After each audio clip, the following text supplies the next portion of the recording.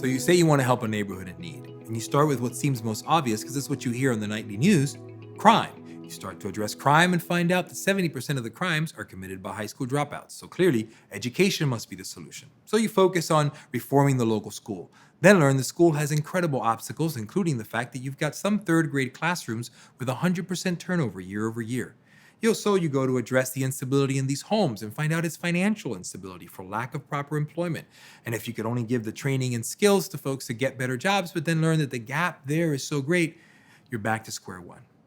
This is the nature of complex social problems in our communities in need, and it's the reason why the right solution cannot be delivered by a single program or a single organization.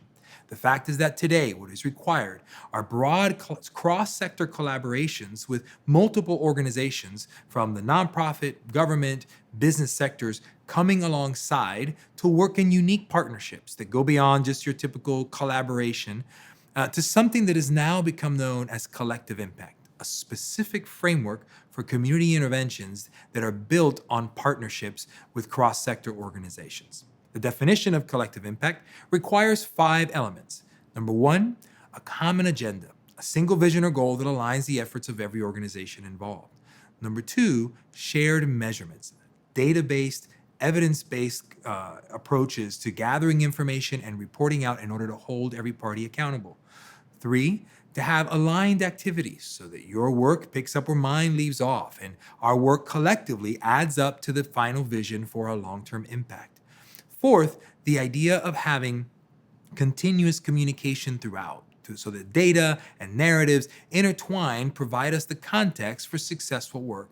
And 5th, maybe most importantly, is the presence of a lead or backbone organization some might call a community quarterback.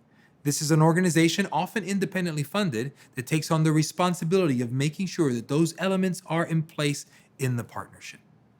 As the notion of collective impact begins to take on in our community, it's our hope that as Orlando, which already has a great reputation for partnership and collaboration, moves forward into the future, we would stand upon that reputation and leverage these new tools towards bringing about greater outcomes for our communities in need and make this the great city beautiful it deserves to be for all.